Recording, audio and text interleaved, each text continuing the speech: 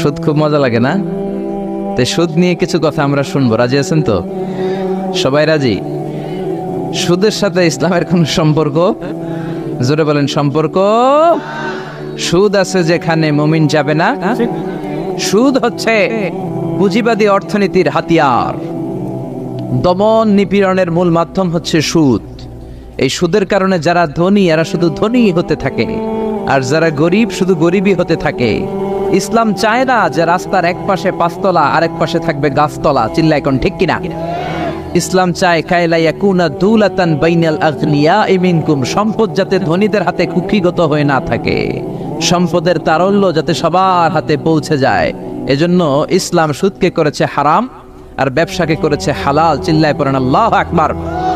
এজন্য রব্বুল আলামিন বলেন, ওয়া আহাল্লাল্লাহুল বাইআ ওয়া হারামার রিবা, আমি আল্লাহ তোমাদের জন্য সুদকে করলাম হারাম আর ব্যবসাকে করে দিলাম হালাল। সুবহানাল্লাহ।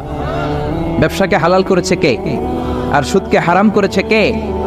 সুদের মধ্যে দেখা যায় অনেক লাভ, অনেক টাকা, অনেক বরকত, শুধু বেড়ে যায়।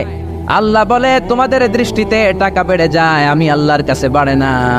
আর তোমরা যখন যাকাত দাও, দান করো, তোমাদের দৃষ্টিতে দেখা যায় টাকা কমে যায়, কিন্তু আমি আল্লাহর কাছে টাকা কমে না। সুবহানাল্লাহ। এজন্য সুদকে আল্লাহ নিশ্চিহ্ন করে দিবেন। ইয়ামহাকুল্লাহ ওয়া ইউরবিস সাদাকাত, আল্লাহ বলে আমি সুদকে নিশ্চিহ্ন করে দেব, সুদকে আমি ধ্বংস করে দেব, সুদের ভেতরে কোনো বরকত দেব না। আর ব্যবসা করলে সামান্য ব্যবসার ভেতরে বরকত ঢুকিয়ে দিবে কে? আরো জোরে বলেন কে? বিশ্বনবী সুদখোরদের উপর লানত দিয়েছে। কি দিয়েছে? লাআনা রাসূলুল্লাহ আকিলার রিবা ওয়া মুকিলাহু ওয়া কাতিবাহু ওয়া শাহিদাইহি, যারা সুদ খায়, যারা সুদ দেয়, যারা সুদের দলিল লেখক, যারা সুদের সাক্ষী থাকে, সবার উপরে বিশ্বনবী লানত দিয়েছে। জোরে পড়েন নাউযুবিল্লাহ। এজন্য খবরদার, সুদের সাথে মুসলমানদের কোনো সম্পর্ক। বিশ্বনবী বলেছেন, আর রিবা সালাসু ওয়া সাবউনা বাবান, সুদের রয়েছে 73টা গুনাহ। কয়টা গুনাহ? আরো জোরে বলেন কয়টা? সুদের মধ্যে 73টা গুনাহ।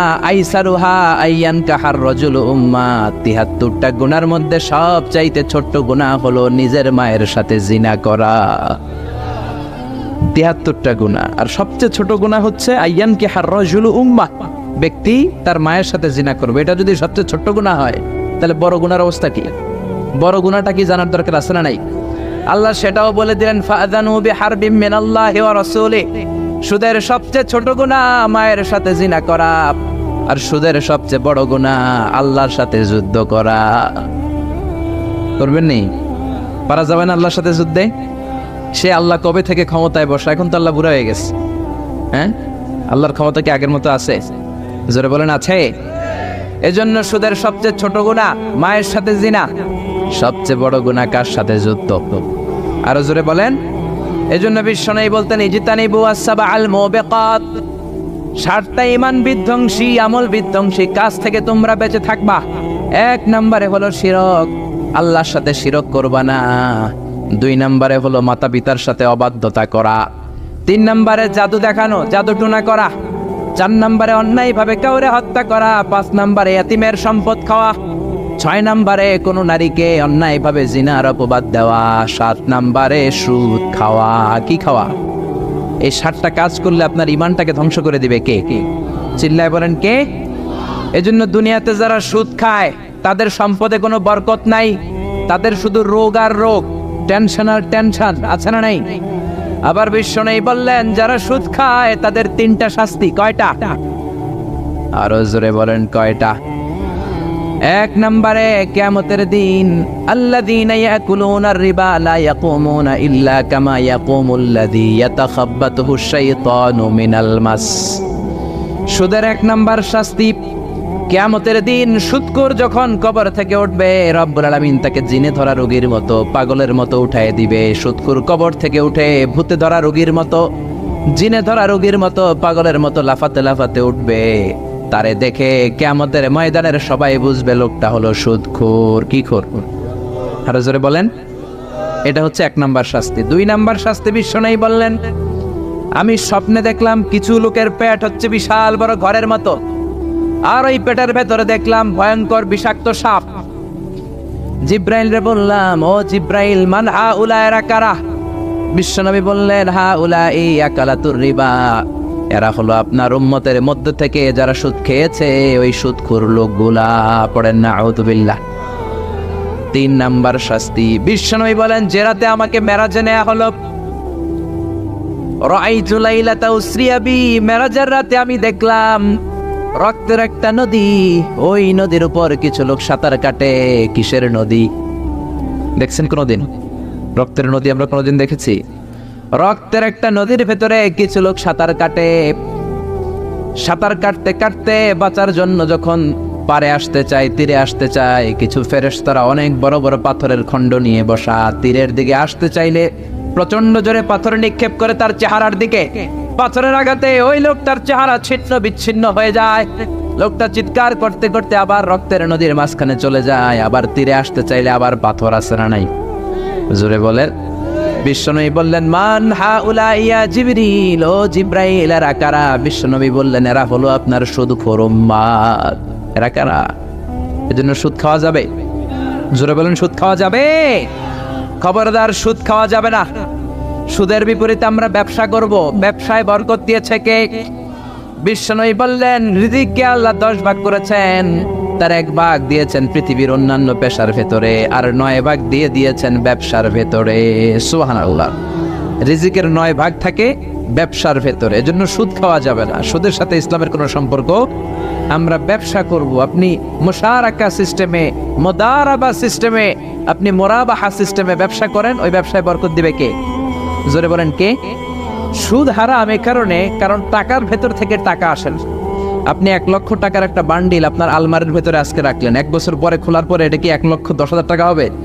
1,05,000, 1,02,000, 1,10,000 টাকা, 1,05,000 টাকা, 1,01,000 টাকা? 1 টাকাও পারবে না। কত থাকবে? 1 লাখই থাকবে। কারণ টাকার ভেতর থেকে টাকা আসে না।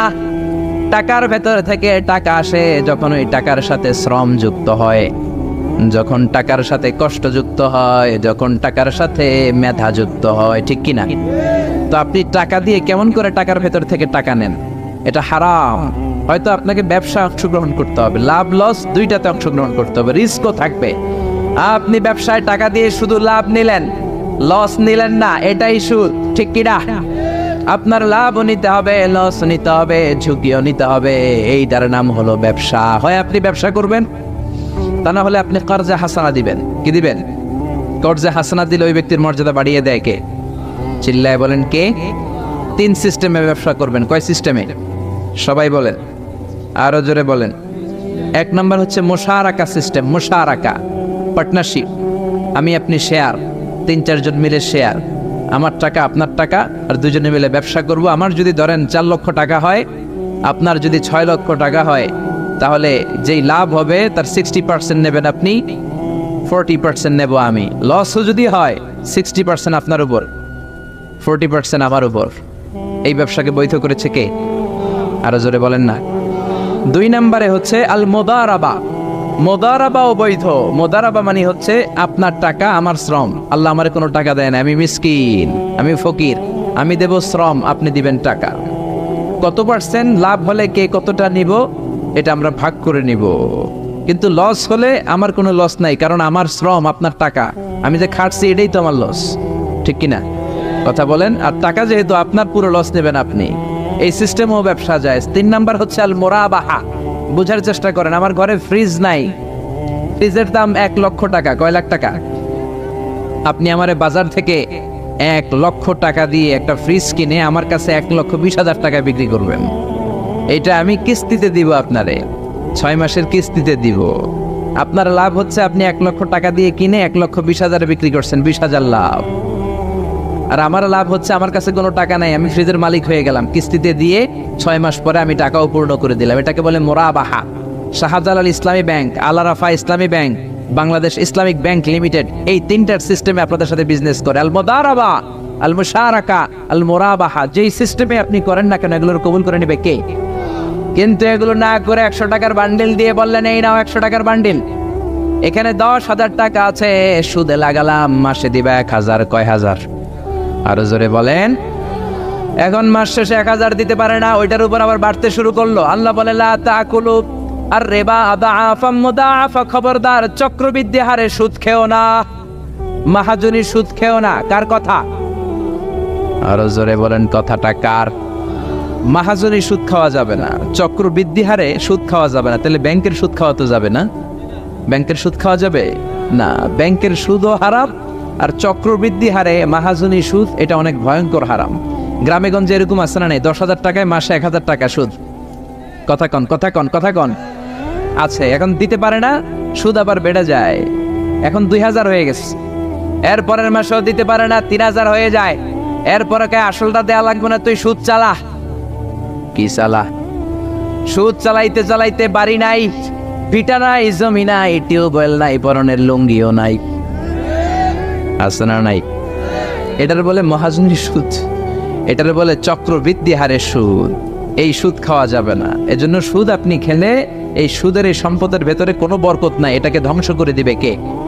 চিল্লায় বলেন কে? এজন্য আপনি ব্যবসা করবেন। আল্লাহ বললেন হাল্লাল্লাহুল বাইআ ওয়া হারামার রিবা, আমি আল্লাহ ব্যবসাকে তোমাদের জন্য হালাল করলাম, সুদকে করলাম হারাম। এখন আমরা সুদ খাবো না, ব্যবসা করব। জোরে বলেন, সুদ না ব্যবসা? ব্যবসার সিস্টেম হচ্ছে আপনাকে লাভ লস দুইটাতে অংশগ্রহণ করতে হবে। আপনি যদি বলেন না আমি শুধু লাভ নিব, লস নিব না, এটা ব্যবসা হবে? এটা সুদ হবে। এটা কি হবে? চিল্লায় বলেন কি হবে? এরপর ইসলাম বলে লা মাইসার, কোনো জুয়া চুরি থাকবে না। বিজনেসের মধ্যে জুয়া চুরি নাই, মানে লটারি নাই। কিন্তু বাংলাদেশে লটারি সিস্টেম আছে না নাই? 10 টাকায় 40 লক্ষ টাকা আছে না নাই? এটা সরাসরি জুয়া চুরি, এটার সাথে ইসলামের কোনো সম্পর্ক। এর কারণ হচ্ছে আমরা 10 টাকা দিয়ে লটারি কিনি, পাই এরকম একটা কাগজ, এই লটারির একটা নাম্বার থাকে এখানে, ঠিক কিনা? আর লেখা আছে 10 টাকায় প্রথম পুরস্কার 40 লক্ষ টাকা। লক্ষ লক্ষ মানুষ 10 টাকা দিয়ে এটা কিনে। কেনার পর যেদিন ড্র হবে, রাফেল ড্র, একজন পায় 40 লাখ, আরেকজন পায় 30 লাখ, আরেকজন পায় 20 লাখ, আরেকজন 10 লাখ, পঞ্চম পুরস্কার পায় 1 লাখ, আর লক্ষ লক্ষ মানুষ এই কাগজ পানিতে ভিজায় খায়। চিল্লায় কোন ঠিক কিনা? এটার নাম হচ্ছে জুয়া চুরি, এটা জায়েজ নাই। কিন্তু এই লটারির কাগজের সাথে যদি আপনার একটা কলম দিয়ে দেয়, এটাকে জায়েজ করার সিস্টেম আছে। এই 10 টাকার লটারির, যখন আপনি লটারিটা কিনবেন, আপনাকে যদি একটা কলম দিয়ে দেয়, তাহলে কেমন যেন আপনি 10 টাকা দিয়ে একটা কলম কিনলেন। এটা ব্যবসা, এটা হচ্ছে ব্যবসার সুরত, এটা জায়েজ আছে না নাই? তার মানে লক্ষ লক্ষ মানুষ যখন লটারি কিনলো, সাথে পেলে একটা কলম। এরপরে ড্র হওয়ার পরে একজন পাবে 40 লাখ, আরেকজন 30 লাখ, একজন 20 লাখ, আরেকজন 10 লাখ, আর লক্ষ লক্ষ সবাই পাইছে একটা করে কলম। তার মানে আমরা সবাই কিছু না কিছু পাইছি। চিল্লায় কোন ঠিক কিনা? এই সিস্টেমে যদি করেন, তাহলে এটারে বৈধ করে দিবে কে? জোরে বলেন কে? এরপরে ইসলাম বলেন নো আনসার্টেইনটি, কোনো ব্যবসার মধ্যে আনসার্টেইনটি থাকতে পারবে না, সুনিশ্চিত হতে হবে সবকিছু। লা দারারা ওয়ালা দারার ওয়ালা গারারা ফিল বাই, বেচা কিনার মধ্যে কোনো ধোঁকাবাজি থাকতে পারবে না, অনিশ্চয়তা থাকতে পারবে না। অনেকে উড়ন্ত কবুতর বিক্রি করে, আছে না নাই? কবুতর যারা পালেন, 10টা কবুতর আছে আপনার, আপনি দেখবেন সারাদিন কবুতর আকাশে উড়ার পরে বিকালে আবার বাসায় চলে আস। আপনি বললেন এই যে 10টা কবুতর আকাশে উড়ে, এই 10টা কবুতর আপনার বিক্রি করে দিলাম, এক একটা 100 টাকা করে, 10টায় কত হয়? 1000 টাকা বিক্রি করে দিয়েছেন। এই বিক্রি শরীয়ত সম্মত হয় না। এর কারণ প্রতিদিন কবুতরগুলো বিকেলবেলা উড়ার পরে সন্ধ্যাবেলায় ফিরে, আজকে বিকেলে নাও ফিরতে পারে। যেরকম ঠিক কিনা? আজকে 10টা কবুতর যদি অন্যদিকে চলে যায়, 1000 টাকা নিয়ে কিলাকিলি আছে না নাই? ইসলাম বলে কিলাকিলির কোনো সুযোগ নাই। কবুতরগুলো নামবে, 10টারে তুমি ধরবা, টপস করবা, তার হাতে হ্যান্ড ওভার করবা, তারপরে বিক্রি করবা। এটারে জায়েজ করে দিবে কে? এরপরে পুকুরের মধ্যে মাছ থাকা অবস্থায় কেনা বেচা জায়েজ নাই। এরকম কেনা বেচা বাংলাদেশে আছে না নাই? আন্দাজে মানুষে শখের বসে কিনে ফেলে, পুকুরের মধ্যে বুদবুদ করতেছে, ভাবতেছে হাজার হাজার মাছ কিনছে, 10 লক্ষ টাকা দিয়ে কিনে ফেলছে। কই মাছের পুকুর, উঠায় দেয় 20 কেজি কই আর 50 কেজি কাঁকড়া আর 70 কেজি ব্যাং, আছে না নাই? এরপরে কিলাকিলি আছে না নাই? এজন্য ইসলাম বলে না, কবুতরটা হাতের মধ্যে কবজ করার পরে যেমনি বিক্রি করলাম, মাছগুলাও জাল দিয়ে তোলো, তারপরে গনে গনে বিক্রি করো, কবুল করে নেবে কে? গাভীর ওলানের মধ্যে দুধ রেখে বিক্রি করা জায়েজ নাই। ওলান এত ফিলা গেছে, এরকম এটা মনে হচ্ছে যে 20 কেজি, দহন করার পরে পাওয়া গেছে 5 কেজি, এরকম আছে না নাই? কারণ এটা দুধের কারণেও ফুলতে পারে, টিউমারেও ফুলতে পারে, ঠিক কিনা? এজন্য ইসলাম বলে লা গারারা ফিল ইসলাম, ইসলামে কোনো গারারা নাই, ধোঁকাবাজি নাই, আনসার্টেনটি নাই, অনিশ্চয়তার মধ্য দিয়ে হাওয়ার মধ্যে কোনো বিজনেস নাই। আগে জিনিসটা তোমার হাতে নাও, তারপরে বিক্রি করো, কবুল করে নিবে কে? শেয়ার বাজার নিয়ে প্রশ্ন করে, যেই প্রোডাক্টের ব্যবসা হালাল ওই প্রোডাক্টের শেয়ারও হালাল, চিল্লায় বলেন ঠিক কিনা? এরপরে বিশ্বনবী বললেন মান গাশশানা ফালাইসা মিন্না, বেচা কিনার মধ্যে যে আমার উম্মতদের মধ্যে যে অন্যকে ধোঁকা দেয় সে আমার উম্মত হতে পারে। ধোঁকাবাজির ব্যবসা বাংলাদেশে আছে না নাই?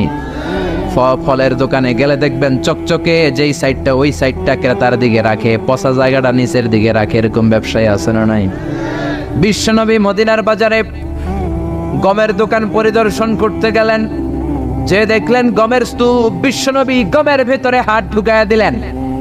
উপরে দেখা যায় শুকনা গম, ভিতরে দেখা যায় ভিজা গম। বিশ্বনবী বললেন মান গাশশানা ফালাইসা মিন্না, যে আমাদেরকে ধোঁকা দেয় সে আমাদের উম্মত নয়। The person who deceives us is not among us, যে আমাদেরকে ধোঁকা দেয় সে আমাদের উম্মত হতে পারে, চিল্লায় বলেন উম্মত হতে পারে। এজন্য এই ধোঁকাবাজি করে কোনো ব্যবসা করা যাবে? জোরে বলেন। আর সুদের সাথে আমাদের কোনো সম্পর্ক? চিল্লায় বলেন সম্পর্ক।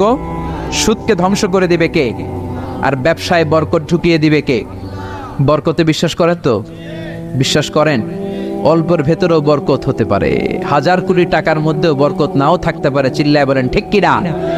এজন্য আজ থেকে সুদের সাথে আমাদের কোনো সম্পর্ক নেই, আমরা ব্যবসা করব মুশারাকা সিস্টেমে, মুদারাবা সিস্টেমে, মুরাবাহা সিস্টেমে ব্যবসা করব। অল্প প্রফিট হলো এটার মধ্যে বরকত দিবে কে? আরো জোরে বলেন কে? আর সুদের ব্যবসা করবেন না তো? কারা কারা আজকে থেকে সুদের কোনো ব্যবসার সাথে জড়িত থাকবেন না? 2 হাত উঁচু করে আমার আল্লাহর দেখা। আল্লাহ আমাদের হাতগুলোকে তুমি কবুল করো, চিল্লায় পড়েন আমিন। সুদের আলোচনা ভালো লাগতেছে না? না একেবারে উপরে এসে পড়ছে না? সুদের সাথে ইসলামের কোনো সম্পর্ক নাই। আল্লাহ সুদ থেকে আমাদেরকে বাঁচাক, আল্লাহ আমাদের হালাল রিজিকে বরকত দিক। আরো জোরে পড়েন আমিন। আমি আমার খুতবার শুরুতে সূরাতু বনী ইসরাইলের ছোট্ট একটা আয়াত তেলাওয়াত করেছি। আসুন এই আয়াতের আলোকে আপনাদের সাথে কিছু কথা শেয়ার করি, যদি আপনারা মনোযোগী হন। শুনবেন শুনবেন শুনবেন শুনবেন। রব্বুল আলামিন বলেন ওয়াকাদা রাব্বুকা আল্লা তা'বুদু ইল্লা ইয়্যাহু ওয়া বিল ওয়ালিদাইনি ইহসানা। আল্লাহ বললেন গোলাম আমার ফয়সালা 2টা, এই 2টা ফয়সালা হলো স্পেশাল ফয়সালা, অনড় ফয়সালা। এই ফয়সালার কোনো নড়চড় নাই, এই ফয়সালার কোনো পরিবর্তন নাই। প্রথম ফয়সালাটা হলো আল্লাহ তা'বুদু ইল্লা ইয়্যা, ইবাদত হবে একজনের, তিনি কে? আল্লাহ ছাড়া অন্য কারো ইবাদত করা যাবে? আবার আল্লাহ ডেকে বললেন গোলাম জিন জাতি মানব জাতি এই 2টা জাতিকে আমি সৃষ্টি করেছি শুধু আমার ইবাদতের জন্য, ঠিক কি না? ওয়ামা খালাকাতুল জিন্না ওয়াল ইনসা ইল্লা লিয়াবুদুন, আমি জিন জাতি আর মানব জাতিকে কোনো কাজের জন্য তৈরি করি নাই, কোনো উদ্দেশ্যে বানাই নাই, শুধুমাত্র কেবলমাত্র একমাত্র আমি আল্লাহর ইবাদতের জন্য বানিয়েছি। কার কথা? আরো জোরে বলেন কার? আল্লাহ ছাড়া কারো ইবাদত করা যায় না। এই পৃথিবীতে যত নবী এসেছে, এই পৃথিবীতে যত রাসূল এসেছে, সব নবী রাসূলের একটাই দাওয়াত ছিল, তোমরা ইবাদত করবে একজনের, তিনি কে? ইয়া কওমি ইবুদুল্লাহা মা লাকুম মিন ইলাহিন গায়রু, ও আমার কওমের লোকেরা, ও আমার স্বজাতির লোকেরা, এক আল্লাহ ছাড়া অন্য কারো ইবাদত করো না। জিকির করতে হবে একজনের, চাইতে হবে একজনের কাছে, সেজদা দিতে হবে একজনকে, তিনি কে? আল্লাহ ছাড়া কাউরে সেজদা দেয়া যাবে? আমাদের দেশে মাজারে যে সেজদা আছে না নাই, এই মাজারের নামে যে ভণ্ডামি, এটার সাথে ইসলামের কোনো রিলেশন আছে? সম্পর্ক আছে? এই ভণ্ডামির সাথে ইসলামের কোনো সম্পর্ক? দো দিল বান্দা কালমা চোরে, না পায় শ্মশান না পায় ঘরে, দিন থাকিতে আয়রে পথে ছাইড়া দে ভণ্ডামি ভণ্ডামি ভণ্ডামি ভণ্ডামি, ছাইড়া দে ভণ্ডামি, ঠিক কি না? নামাজ রোজা করে না, ইবলিস শয়তানের নানা, এরকম আছে না নাই? নামাজ রোজা করে না, ইবলিশ শয়তানের নানা, ধর্মের একখান খুঁটি ধইরা কয়দিন করবা হয়রানি। ভণ্ডামি ভণ্ডামি ভণ্ডামি, ছাইড়া দে ভণ্ডামি, ঠিক কিনা? এই জন্য ভণ্ডামির সাথে যারা জড়িত আছো, ভণ্ডামি ছেড়ে দাও, আল্লাহওয়ালা হয়ে যাও। তোমার জীবনে বরকত দিবে কে? তোমার জন্য জান্নাতের দরজা খুলে দিবে কে? এজন্য রব্বুল আলামিন বলেন, ওয়াকাদা রাব্বুকা আল্লা তা'বুদু ইল্লা ইয়্যা ওয়া বিল ওয়ালিদাইনি ইহসানা। আমি আল্লাহর প্রথম ফয়সালা, ইবাদত হবে শুধুমাত্র কেবলমাত্র একজনের, তিনি কে? আমরা প্রত্যেক নামাজে সূরাতুল ফাতিহায় আল্লাহরে বলি, আল্লাহ ইহদিনাস সিরাতাল মুস্তাকিম, ও আল্লাহ আমাদেরকে সহজ সরল পথ দেখাও, সিরাতুল মুস্তাকিম দাও। আল্লাহ বলেন, আনি'বুদুনি হাযা সিরাতুম মুস্তাকিম, আমি আল্লাহর ইবাদত করো, এটাই সিরাতুল মুস্তাকিম। আল্লাহু আকবার। আপনি যদি আল্লাহর ইবাদত করেন তাহলে আপনি বুঝবেন যে আপনি সিরাতুল মুস্তাকিমের উপর আছেন। আর যদি বুঝেন আল্লাহর ইবাদত ছেড়ে আপনি অন্যদিকে দৌড়াচ্ছেন, তার মানে হলো আপনি সিরাতুল মুস্তাকিমের উপর থাকার সৌভাগ্য অর্জন করতে পারেন নাই। চিল্লায় কোন ঠিক কি না?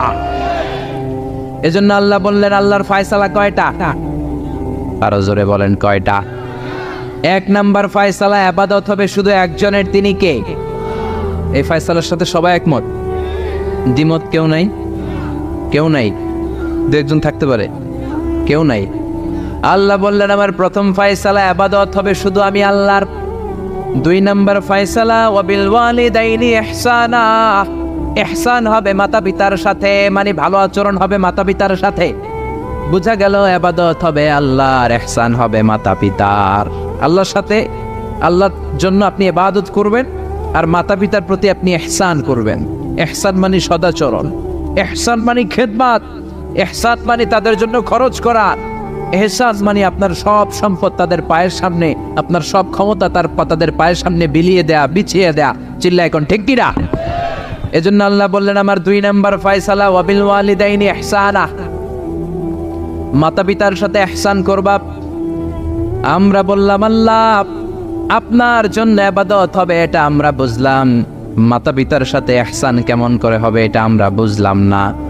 আল্লাহ বললেন, ইহসান কাকে বলে যদি না বোঝো তাহলে বুঝে নাও, ইম্মা ইয়াবলুগান্না ইনদাকাল কিবারা আহাদুহুমা আও কিলাহুমা ফালা তাকুল লাহুমা উফ। আল্লাহ নিজেই ইহসানের ব্যাখ্যা দিচ্ছেন। আল্লাহ বললেন, ইহসানের প্রথম তাফসীর হলো, আব্বা আম্মা একজন কিংবা দুইজন যখন বার্ধক্যে উপনীত হয়ে যায়, যখন বয়সে পৌঁছে যায়, খবরদার তাদের কোনো কাজে তুমি নাক ছিটকাতে পারবা না, তাদের কোনো কাজে নাক ছিটকাতে পারবে না, তাদের কোনো কাজে এমনকি উফ শব্দটাও বলা যাবে না। চিল্লা এখন ঠিক কিনা? কারণ আমরা যখন ছোট ছিলাম বাবা মারে কষ্ট দিয়েছি কি দেই নাই? আপনার কত বছর আগের ঘটনা মনে আছে? আপনার বয়স যখন 3 তখন আপনি কি করছিলেন মনে আছে? তো ওইটাই যদি মনে না থাকে, বয়স যখন 2 ছিল ওগুলা মনে আছে? বয়স যখন 1 ছিল ওগুলো মনে আছে? জ্বালাতনটা তো ওই সময় বেশি করছে। চিল্লা এখন ঠিক কিনা? শীতের রাত, আমাকে নিয়ে আমার মা ঘুমালো, আমাকে রেখেছে ডান দিকে, পেশাব করে ডান পাশটা আমি ভিজিয়ে দিয়েছি। আমার মা আমাকে ঘর থেকে বের করে দেয় নাই, শীতের রাতে বাম দিকে আমাকে শোয়ালো। কনকনে মাঘ মাসের শীতের রাতে বাম পাশটাতেও পেশাব করে ভিজিয়ে দিলাম, আমার মা আমারে ঘর থেকে বের করে দেয় নাই। আমার মা তার বুকের মাঝখানে রেখে ঘুমাতে শুরু করেছে। মাঘ মাসের শীতের রাত 3টার দিকে পেশাব করে মায়ের বুকটাও আমি ভিজিয়ে দিয়েছি, জামাটাও ভিজিয়ে দিয়েছি। মা 3টার দিকে উঠে নতুন শাড়ি পরে, নতুন জামা পরে, আগের ভিজা পেশাব মাখানো জামাটাকে চেঞ্জ করে আবার আমাকে নিয়ে ঘুমিয়েছে। আমাকে ঘর থেকে বের করেছে নাকি? জোরে বলেন। এজন্য আল্লাহ বুঝাতে চাইলেন, গোলাম ছোট্টবেলা যেমনি কষ্ট দিয়েছো, মা বাবা রেগে যায় নাই, তোরে লাথি মেরে ঘর থেকে তাড়ায় দেয় নাই, তোরে এতিমখানায় দেয় নাই। মা বাবা বয়সে যখন উপনীত হয়ে যায়, বার্ধক্যে যখন পৌঁছে যায়, ওই মা বাবারে খবরদার বৃদ্ধাশ্রমে দিয়ে আসবি না। বৃদ্ধাশ্রম বাংলাদেশে আছে না নাই? ছেলে আমার মস্ত মানুষ, মস্ত অফিসার, মস্ত ফ্ল্যাটে যায় না দেখা এ পারে ও পার, নানান রকম জিনিস আর আসবাব দামি দামি, সবচেয়ে কম দামি ছিলাম একে মাত্র আমি। ছেলের আবার আমার প্রতি অগাধ সম্ভ্রম, আমার ঠিকানা তাই বৃদ্ধাশ্রম। ঠিক কি না? অনেক কপাল পোড়া আছে, ডাকাত আছে, মা বাবা বার্ধক্যে উপনীত হওয়ার পরে তাদের কর্মকাণ্ডে নাক ছিটকায়, ঘরে আর বাবা মারে রাখতে মনে চায় না, বৃদ্ধাশ্রমে রেখে আসে। এরকম ডাকাত আছে রাড়াই। বাবা মারে বৃদ্ধাশ্রমে দেয়া যাবে? চিল্লায় বলেন দেয়া যাবে? যেই বেয়াদব গুলো, যেই ডাকাত গুলো মার বাবারে বার্ধক্যে উপনীত হলে, বয়স হয়ে গেলে বৃদ্ধাশ্রমে দিয়ে আসে, ওই বেয়াদবটা বুড়া হলে ওর কপালে বৃদ্ধাশ্রম জুটবে না। চিল্লায় এখন ঠিক কিনা? ভাঙ্গা থালা হাতে নিয়ে তুই ভিক্ষা করে খাবি। চিল্লায় এখন ঠিক কিনা? আল্লাহ বললেন আমার 2 নম্বর ফয়সালা, ওয়াবিল ওয়ালিদাইনি ইহসানা, মাতা পিতার সাথে ইহসান করবা। ইহসানের প্রথম ব্যাখ্যা, ইম্মা ইয়াবলুগান্না ইনদাকাল কিবারা আহাদুহুমা আও কিলাহুমা ফালা তাকুল লাহুমা উফ। মা বাবার একজন কিংবা 2 জন যদি বার্ধক্যে উপনীত হয়ে যায়, খবরদার মা বাবারে বৃদ্ধাশ্রমে দিও না। মা বাবা পেশাব করে দিতে পারে, পায়খানা করে দিতে পারে, তোমাকে যেমনি পরিষ্কার করে আদর যত্ন করেছে তুমিও পরিষ্কার করবা, মা বাবার খেদমত করবা, তোমার জীবনটারে উজালা করে দিবে কে? আল্লাহ বললেন ইহসানের 2 নম্বর ব্যাখ্যা, ওয়ালা তানহারহুমা, মা বাবারে ধমক দিও না। অনেক বেয়াদব ছেলে মেয়ে আছে, মা বাবার সাথে ছিড়কি দিয়ে কথা বলে, ধমক দিয়ে কথা বলে, এলাকার লোকদের সাথে যখন কথা বলে ভদ্র ভাষায় কথা বলে, ঘরে ঢুকলে মায়ের গালি দেয়, আছে না নাই? বাবারে ডাকে বুড়া, মারে ডাকে বুড়ি, আছে না নাই? তুমি কেমন করে মায়ের বুড়ি ডাকো, বাবারে বুড়া ডাকো? তোমার বাপ মা তো বুড়া হয়েছে তোমার কারণে। তোমারে মানুষ করতে যে তোমার মা বাবা তাদের জীবন যৌবন হারিয়েছে, তোমারে মানুষের মতো মানুষ করতে যে তারা তাদের জমি হারিয়েছে, তোমারে বিদেশ পাঠাতে যে তারা তাদের ভিটেমাটি হারা হয়েছে। যেই বাবা মা তোমার জন্য সব কিছু ছেড়েছে, খবরদার ফালা তানহারহুমা, ওই বাবা মারে ধমক দিবা না। কার কথা? চিল্লায় বলেন কার? এরপর আল্লাহ বললেন ওয়ালা তানহারহুমা ওয়া কুল লাহুমা কওলান কারীমা, তাদেরকে ধমক দিবা না, বরং তাদের সাথে ভালো আচরণ করবা, কোমল ভাষায় কথা বলবা। যত ভদ্রতা তুমি জানো, যত কার্টিসি তুমি জানো, যত সফটনেস তোমার জানা আছে, যত ভদ্রতা তুমি শিখেছো, সব ভদ্রতা তুমি ইউজ করবা তোমার মা বাবার সাথে। যত কোমল ভাষা তুমি জানো, যত শুদ্ধ কথা তুমি জানো, সব তোমার মা বাবার জন্য তুমি ইউজ করবা। চিল্লা এখন ঠিক কিনা? এরপরে রব্বুল আলামিন বললেন ওয়াখফিদ লাহুমা জানাহায-যুল্লি মিনার রাহমাতি ওয়া কুর রাব্বিরহামহুমা কামা রাব্বায়ানি সাগীরা, তাদের জন্য রহমতের ডানা বিছিয়ে দাও। তোমার যত ক্ষমতা আছে মা বাবার পায়ের সামনে ঢেলে দাও, যত অর্থ আছে তাদেরকে তুমি বিলিয়ে দাও। আর বাবা মা 1 জন কিংবা 2 জন যদি দুনিয়া ছেড়ে বিদায় নেয়, তাদের কবরের সামনে দাঁড়িয়ে চোখের পানি ছেড়ে পড়তে আরম্ভ করে দাও, রব্বিরহামহুমা কামা রাব্বায়ানি সাগীরা ওয়া কুর রাব্বিরহামহুমা কামা রাব্বায়ানি সাগীরা। ও আল্লাহ, ছোট্টবেলা বাবা মা যেমনি আমার আদর দিয়ে সোহাগ দিয়ে কাছে টেনে নিয়েছে, কিয়ামতের দিন কবরের ভেতরে তুমিও আমার বাবা মারে আদর করে কাছে টেনে নিও। পড়ে না আমিন? চিল্লায় পড়ে না আমিন? এজন্য ইবাদত হবে একজনের, তিনি কে? আর ইহসান হবে কার সাথে? এজন্য মা বাবার দোয়ার দরকার আছে না নাই? পৃথিবীর যত আল্লাহর ওলি আছে, যত পীর সাহেব আছে, সবাই এই পুরো কোরআন খতম করে যদি একটা গ্লাসের পানির মধ্যে ফু দেয়, আর আপনার আম্মা শুধু বিসমিল্লাহ বলে আরেকটা গ্লাসের পানির ভেতরে ফু দেয়, আল্লাহর কসম আপনার মায়ের দোয়াটা আগে কবুল হয়ে যাবে। এজন্য মা বাবার খেদমত করেন। আপনার বড় পীর সাহেব হলো আপনার বাবা, আপনার বড় পীর সাহেব হলো আপনার মা। দুনিয়ার সবাই দোয়া করলে ওই দোয়া মিস হয়ে যেতে পারে, মা বাবা দোয়া করলে মিস হবে নাকি? হবে? অনেক ডাকাইত আছে দেখবেন মাজারের উপরে মশারি দেয়, আছে না নাই? খুঁজে দেখবেন ওর বাপের মশায় কামড়ায়, ওর মায়ের মশায় কামড়ায়, আর ও বাবার দরবারে যে মাজারে মশারি দিয়ে আসছে, এরকম ডাকাইত আছে না নাই? এজন্য খবরদার, মা বাবার সাথে ইহসান করো। বিশ্বনবী মসজিদে নববীতে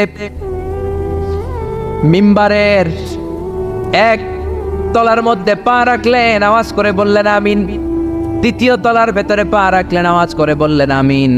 তৃতীয় স্টেপে পা রেখে বিশ্বনবী পড়লেন আমিন। সাহাবারা বললেন নবী 3 বার আমিন বললেন, কেন বললেন বুঝলাম না। বিশ্বনবী বললেন প্রথম স্টেপে যখন পা রাখলাম, জিব্রাইল এসে বলল রমজান মাস পাওয়ার পরে রোজা রেখে ইবাদত করে যেই বান্দা গুনাহ মাফ করতে পারে নাই তার উপরে আল্লাহর লানত। আমি বিশ্বনবী পড়লাম আমিন।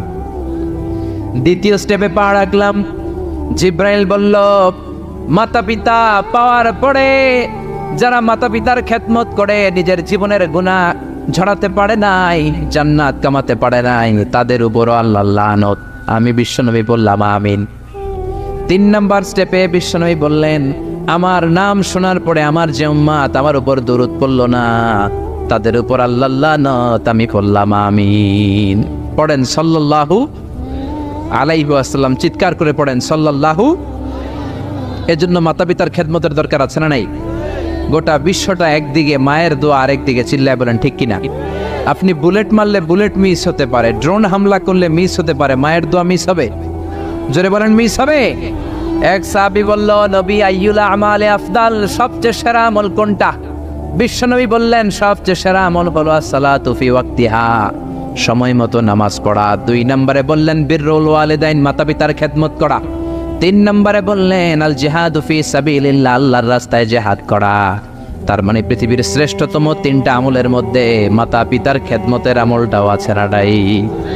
মাতা পিতার খেদমত এটা সবচেয়ে ভালো আমল। আরেক হাদিসে বিশ্বনবী বললেন এটা জিহাদের চেয়ে বেশি সওয়াবওয়ালা। এক সাহাবী বললেন নবী আস্তাযিনুকাল জিহাদ, আমি জিহাদে যেতে চাই, অনুমতি দেন। বিশ্বনবী বললেন তোমার বাবা মা কেউ বেঁচে আছে নাকি? সাহাবী বললেন বেঁচে আছে। বিশ্বনবী বললেন ফাফিহিমা ফাজাহিদ, যাও বাবা মার খেদমত শুরু করে দাও। বাবা মার খেদমত করলে ঘরে বসেই জিহাদের সওয়াব পাবা, ঘরে বসেই জিহাদের সওয়াব পাওয়া যাবে। রিদার রাব্বি ফি রিদাল ওয়ালিদ ওয়া সাকাতুহু ফি সাকাতিল ওয়ালিদ, বাবা মা খুশি তো আরশের মালিক খুশি, বাবা মা না খুশ তো আরশের মালিকও না খুশ। চিল্লায় কোন ঠিক কিনা? এজন্য বিশ্বনবী বলতেন তোমাদের প্রত্যেকের ঘরের ভেতরে 2টা জান্নাত আছে, কারণ জান্নাতে 2টা স্পেশাল দরজা আছে। একটা দরজার নাম হলো আল আব মানে আব্বা, আরেকটা দরজার নাম হলো আল উম মানে আম্মা। একটা দরজার নাম বাবা, আরেকটার নাম মা। এজন্য বিশ্বনবী বলেন এই 2টা দরজার সাথে তোমরা কি আচরণ করবা তোমাদের ডিসিশন। ওমা জান্নাতুকা ওয়া নারুক, বাবা মাই তোমার জান্নাত, বাবা মাই তোমার জাহান্নাম। বাবা মার সাথে ভালো আচরণ করলে 8টা জান্নাতের দরজা তোমার জন্য খুলে দিবে কে? আর খারাপ আচরণ করলে জাহান্নাম আছে না নাই? তোমার বাবা মা যদি কাফের হয়, হিন্দু হয়, বৌদ্ধ হয়, তারপরও ভালো আচরণ করবা, ঠিক কি না? বাংলার জমিনে এরকম অনেক হিন্দু ফ্যামিলি আছে, হিন্দু ইয়াং ছেলে মুফাসসিরে কোরআনের তাফসীর শুনে হাতে হাত রেখে কালিমা পড়ে মুসলমান হয়ে গেছে, আছে না নাই? কিন্তু মা তো মুসলমান হয় নাই, বাবা তো মুসলমান হয় নাই, বাপ মা হিন্দুই রয়ে গেছে। তো বাপ মা হিন্দু, ছেলে মুসলমান, তুমি কি মা বাবার সাথে খারাপ আচরণ করতে পারবা? কথা বলেন। মা বাবা হিন্দু হোক, নাস্তিক হোক, বৌদ্ধ হোক আর খ্রিস্টান হোক, মা বাবার দোয়া নিতে হবে, আশীর্বাদ নিতে হবে। চিল্লা এখন ঠিক কিনা? বিশ্বনবী শালী নাম কি বলেন তো, কেউ জানেন বিশ্বনবী শালীর নাম কি? আসমা, মাশাআল্লাহ, আসমা বিনতে আবি বকর বিশ্বনবী শালী। উনি মুসলিমা কিন্তু উনার মা ছিল মুশরিকা। বিশ্বনবীরে বললেন নবী আমি মুসলিমা কিন্তু আমার মা মুশরিকা কাফেরা, এখন আমি কি করব? আমার মায়ের সাথে কি ভালো আচরণ করব নাকি? বিশ্বনবী বললেন খবরদার, মা মুশরিক হোক কাফের হোক তারপরেও তোমার মা, ঠিক কি না? সিলিহা, দোয়া দাও, ভালো আচরণ করো, সম্পর্কটারে মিলায় রাখো, তোমার জান্নাতে ঢুকাই দিবে কে? 3 জিনিসের দিকে তাকালেই সওয়াব। 3টা জিনিসের দিকে তাকানোর সাথে সাথে আপনার আমলনামায় সওয়াব দিবে কে? 1 নাম্বার নাযার ইলাল কোরআন, কোরআনের দিকে যখন নজর করে তাকাবেন আপনার আমলনামায় সওয়াব দিবে কে? সুবহানাল্লাহ কইতে মনে চায় না? 2 নম্বরে কাবা, কাবার দিকে তাকালে সওয়াব দেয় কে? 3 নম্বরে নাযার ইলা ওয়াজহিল ওয়ালিদাইন, মাতা পিতার চেহারার দিকে নজর করে তাকালে সওয়াব দেয় কে? এজন্য বিশ্বনবী বললেন সালাসু দাওয়াতিন মুস্তাজাবাত, তিন ব্যক্তির দোয়া কোনোদিন আল্লাহ ফিরায় না। এক নম্বরে দাওয়াতুল মুসাফির, মুসাফিরের দোয়া। আপনি সফর করেন না মাঝে মাঝে, কক্সবাজারে যাচ্ছেন, সিলেট যাচ্ছেন, এই যে গাড়ির মধ্যে বসে আছেন, ওই সময় আপনি দোয়া করবেন বেশি বেশি। ওই সফর অবস্থায় দোয়া করলে ওই দোয়া কবুল করে কে? দুই নম্বরে দাওয়াতুস সাইম, রোজা রেখে দোয়া করলে কবুল করে কে? তিন নম্বর দাওয়াতুল ওয়ালিদাইনি লিওয়ালাদিহি, মাতা পিতা যখন চোখের পানি ছেড়ে হাত দুইটা তুলে আল্লাহর কাছে ছেলে মেয়েদের জন্য দোয়া করে, ওই দোয়াটাও কবুল করে কে? এজন্য সবার আগে দোয়া চাইবেন মা বাবার কাছে। কার কাছে? আমাদের কাছে অনেকে দোয়া চায়, আমরা বলি আরে তোমার মায়ের কাছে চাও, তোমার আব্বার কাছে চাও। আমার দোয়া তোমার জন্য কবুল হতেও পারে, নাও হতে পারে, কিন্তু তোমার মা তো তোমার জন্য মুস্তাজাবুদ দাওয়া, তোমার বাবা তো তোমার জন্য মুস্তাজাবুদ দাওয়া। তোমার মা হাতটা তোলার সাথে সাথেই কবুল। চিল্লায় কত সুবহানাল্লাহ। একজন বাবা এবং মা ছেলে মেয়েদের জন্য কতটা কষ্ট সহ্য করে, কতটা জ্বালা যন্ত্রণা সহ্য করে, বাবা মা না হওয়ার আগে এটা কেউ বুঝবে? আপনি শুধু ওয়াজ শুনতে পারবেন, কিন্তু বুঝবেন তখন যখন একটা ছেলে হবে, যখন একটা মেয়ে হবে, ঠিক কি না? এজন্য বিশ্বনবী বলতেন আল জান্নাতু তাহতা আকদামি উম্মাহাতিকুম। ও দুনিয়ার মানুষেরা শোনো শোনো, যেই জান্নাতের জন্য তোমরা পাগল, যেই জান্নাতের বর্ণনা শুনলে তোমাদের হৃদয় ঠান্ডা হয়ে যায়, যেই জান্নাতে যাওয়ার জন্য তোমরা ইবাদত করো, ওই জান্নাত থাকে তোমাদের মায়ের পায়ের তলায়। এই দুনিয়ার পুরুষ মানুষদের পায়ের নিচে থাকে জুতা, জুতার নিচে থাকে বালি, আর এই দুনিয়ার এক একটা মহিলার পায়ের নিচে থাকে তার ছেলে মেয়েদের জান্নাত। ওগো মা তুমি এই ধরনের শ্রেষ্ঠ নেয়ামত, তোমারই পদতলে রয়েছে জান্নাত। ওগো মা তুমি এই ধরনের শ্রেষ্ঠ নেয়ামত, তোমারই পদতলে রয়েছে জান্নাত। সুবহানাল্লাহ পড়েন। এই পৃথিবীটারে 100 বার বিক্রি করলে যে টাকা হবে, ওই টাকা দিয়ে জান্নাতের একটা চেয়ারের দাম হবে? সবাই বলেন হবে না। আচ্ছা, এই পৃথিবীটারে 5000 বার বিক্রি করলে যেই মূল্য বা টাকা পাওয়া যাবে, ওই টাকা দিয়া জান্নাতের একটা টেবিল কিনা যাবে?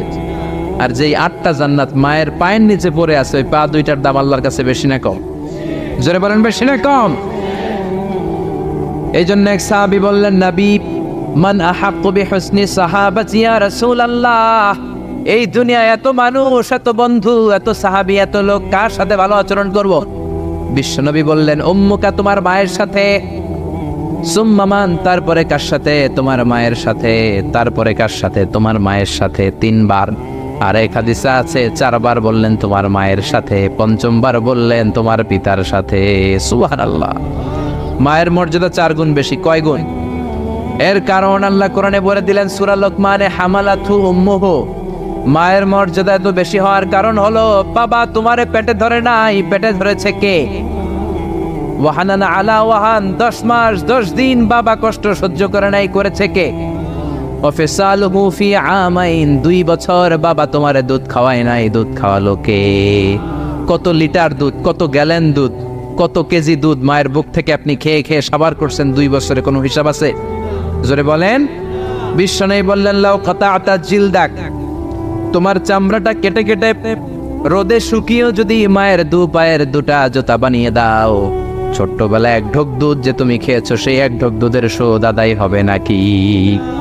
মায়ের একেধারে দুধের দাম, কাটিয়া গায়ের চাম, পাপোশ বানাইলেও ঋণের শোধ হবে না। এমন দরদি ভাবে কেউ হবে না আমার মা গো, এমন দরদি ভাবে কেউ হবে না আমার মা গো। পড়েন না আল্লাহু আকবার। বিশ্বনবীর সাহাবী নাম হলো আলকামা। কি নাম?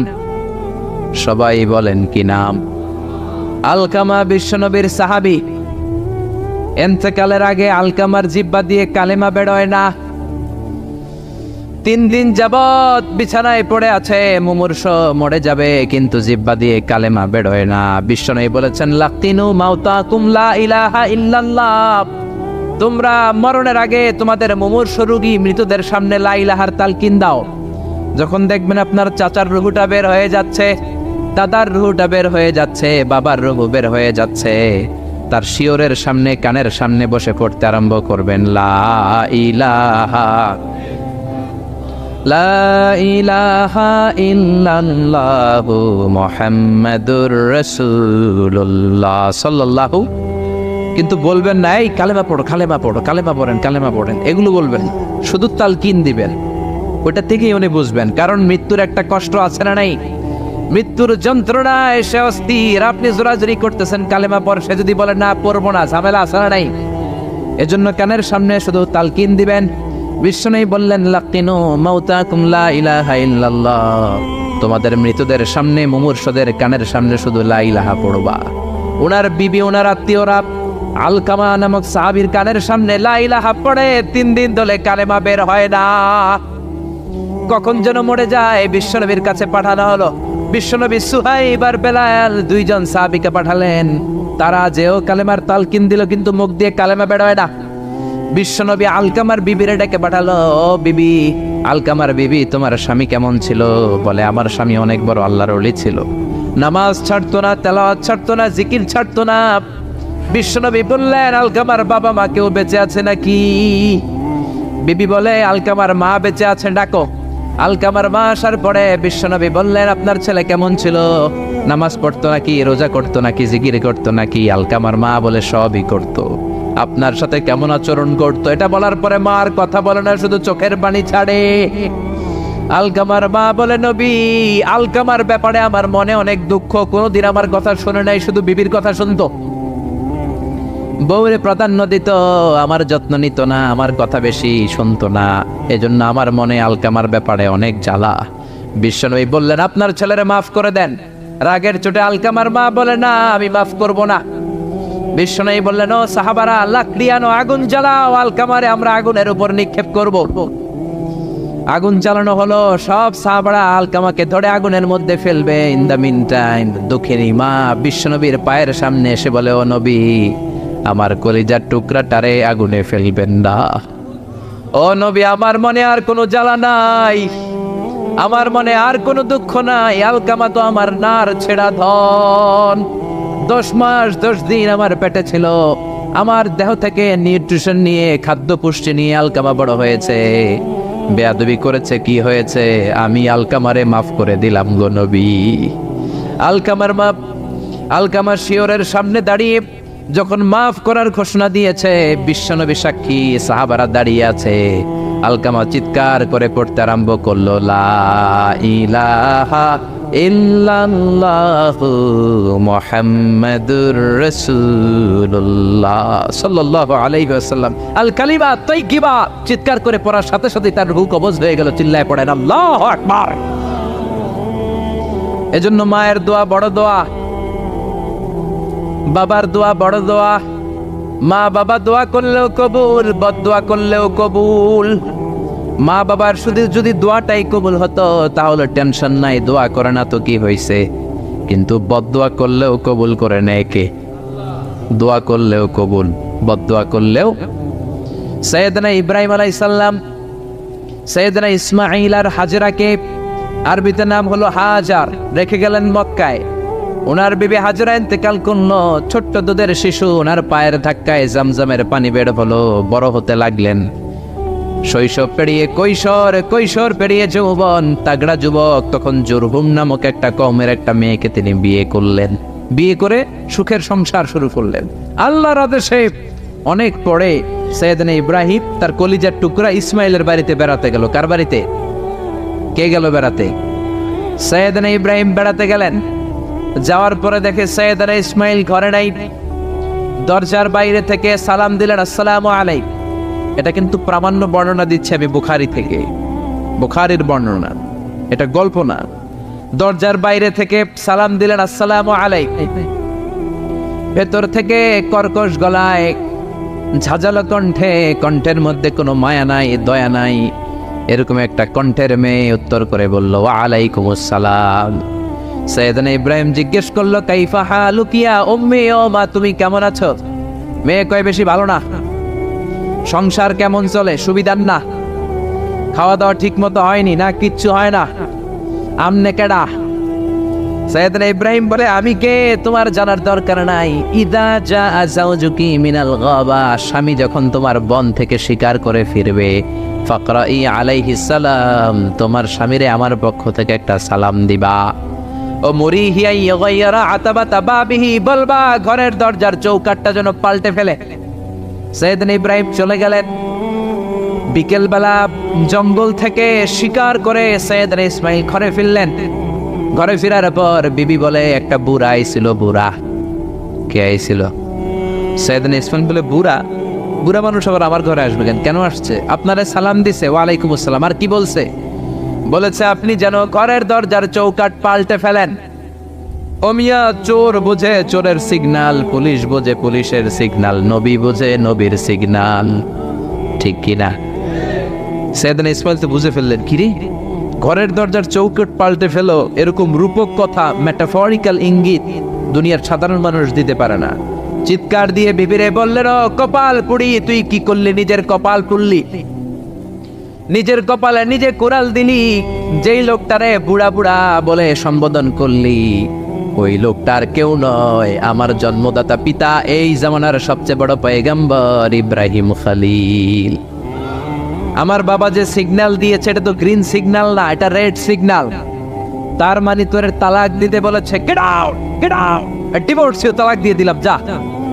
আপনার আব্বাও যদি বলে তোমার বউরও তালাক দিয়ে দাও, দিয়ে দিবেন নাকি? এবার দিয়ে দিয়েন না। আপনার বাবাও বাবা, ইসমাইলের বাবা ইব্রাহিমও, কথা বলেন। সাইয়েদনা ইব্রাহিম ছিলেন আল্লাহর জালিল কাদের পয়গম্বর। আকাশ থেকে ওহী আসলে নবীরা কথা বলে, মন গড়া নবীরা কিছু বলে না। আপনার বউকে যদি আপনার বাবা বলে তোর বউরে তালাক দে, দিয়ে দিয়েন না। আবার কি করবেন? বুঝাবেন, বাবারও বুঝাবেন, বিবিরও বুঝাবেন, ঘরের ভিতরে সংলাপ করবেন, সমঝোতা করবেন। আমাদের দেশের দুই নেত্রী সংলাপ করে না তো কি হয়েছে? আমরা করব, আমরা ঘরে ঘরে সংলাপ করব, সমঝোতা করব, ঠিক কিনা? মিলায়ে দিবেন, মিলায়ে দিলে বরকত আসরা নাই। কেউ ঝগড়া লাগলে মিলাবেন, মারামারি লাগলে মিলাবেন। কেউ যদি আরেকজনরে মারতে যায়, উদ্ধত হয়, মিলায়ে দিবেন। যারা মিলায়ে দেয় তাদের মর্যাদা বাড়ায় দেয় কে? কিন্তু সমাজের কিছু দুষ্ট চরিত্রের লোক আছে, দুইজন যদি মারামারি লাগে আরো লাগায়া দেয়, আছে না নাই? আগুন লাগলে আপনারা কি ডালেন?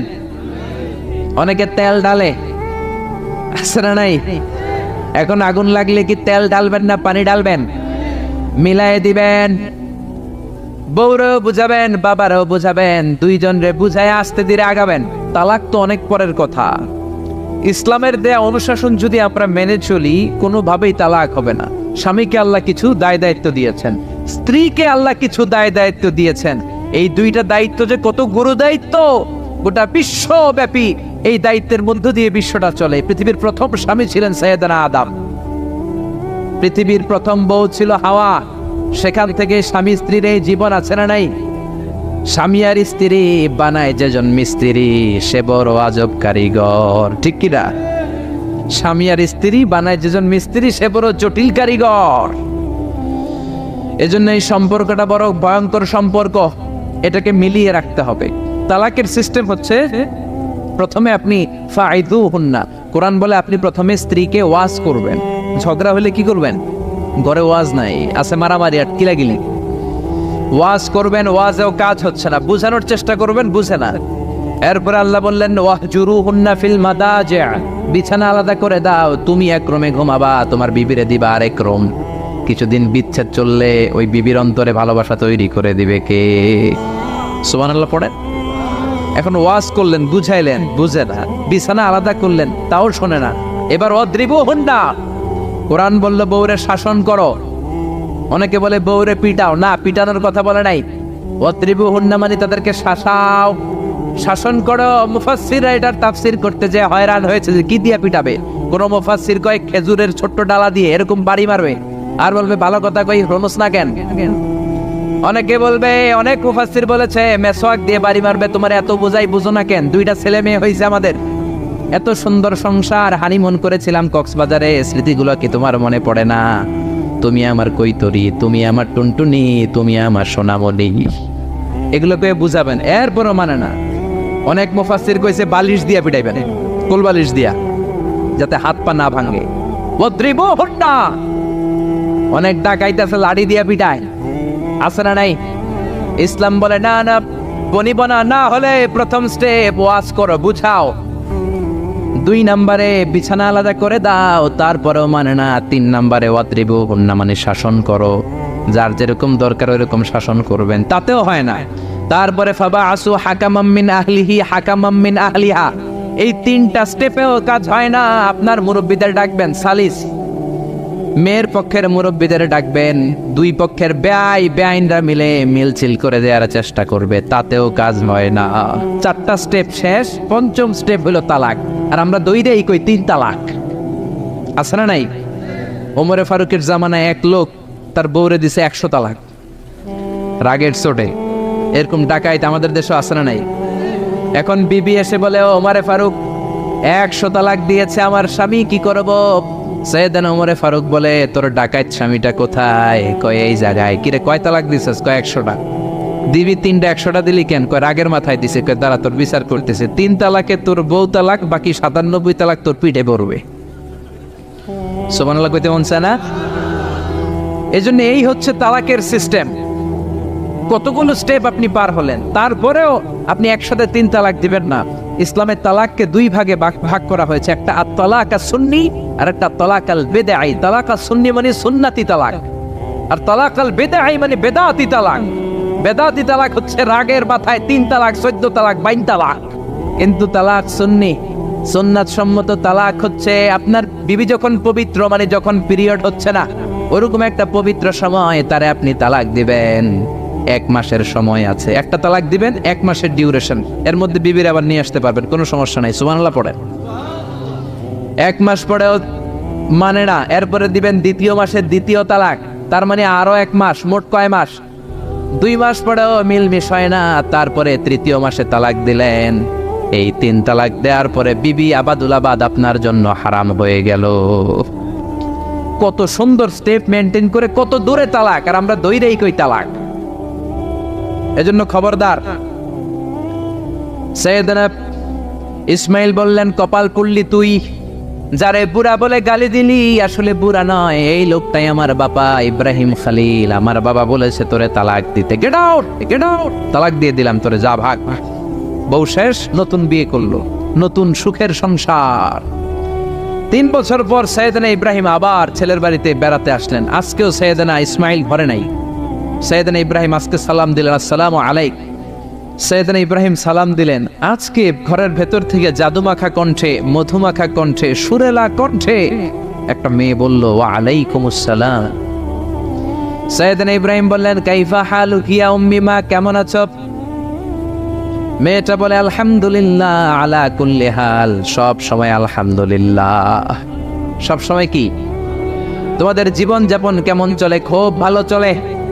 তোমার স্বামী কই? বনে গিয়েছে। এবার মেয়েটা বলে, আপনি কে? সৈয়দনা ইব্রাহিম বলে, আমার পরিচয় দেব না। মেয়েটা বলে, আপনার পরিচয় না দিল আপনার সাথে কথা বলবো না। আমরা স্বামী স্ত্রী 2 জন থাকি মরুভূমির মাঝখানে, আমাদের খোঁজ খবর নেওয়ার কেউ নাই। আপনি কে? এরকম দিল দরিয়ার একজন মুরব্বী আমাদের খোঁজ নিতে আসলেন, আপনার পরিচয়টা আপনি বলেন। সৈয়দনা ইব্রাহিম তার পরিচয় দেয় না। মেয়ে বলে, পরিচয় না দিলে আমি কথাও কই না। বাধ্য হয়ে ঘরের ভেতরে ঢুকলেন, জোর করে মেয়েটা সৈয়দনা ইব্রাহিমকে ঘরে ঢুকালেন, রুটি বানিয়ে খাওয়ালেন, গোশত খাওয়ালেন, খেজুর খাওয়ালেন, শরবত খাওয়ালেন। ও মিয়া, আগেরটাও মাইয়া, এইটাও পার্থক্য আছে না নাই? মেয়েটা বলে, আমার জন্য দোয়া করেন। সৈয়দনা ইব্রাহিম চোখের পানি ছেড়ে দোয়া করে দিলেন, মেয়েটার মাথায় হাত বুলিয়ে দিলেন, আর বললেন, ইদা জা যাওজুক মিনাল গাবা, তোমার স্বামী যখন বন থেকে আসবে, ফাকরাই আলাইহিস সালাম, তোমার স্বামীর আমার পক্ষ থেকে সালাম দিবা। ওয়া মুরিহি আইয়াসবিতা আতাবাতা বাবিহি, আর বলবা আমি বলছি ঘরের দরজার নতুন চৌকাঠ যেন জীবনেও না পাল্টায়। ঘরের দরজার এই নতুন চৌকাঠটা যেন কোনোদিন। সৈয়দনা ইসমাইল ফিরে আসলেন। আসার পরে বিবি বলে, একজন মুরব্বী এসেছিল, নুরানি চেহারার একজন মুরব্বী। মুরব্বী শুই না, সৈয়দনা ইসমাইল তো ভয় পেয়ে গেছেন, লাফ দিয়ে উঠছে, কি মুরব্বী, কেমন আচরণ করেছিলি বল। কারণ আগের একটা তিক্ত অভিজ্ঞতা আছে না নাই? ভাবছে আজকেও কোনো গন্ডগোল হইল নাকি।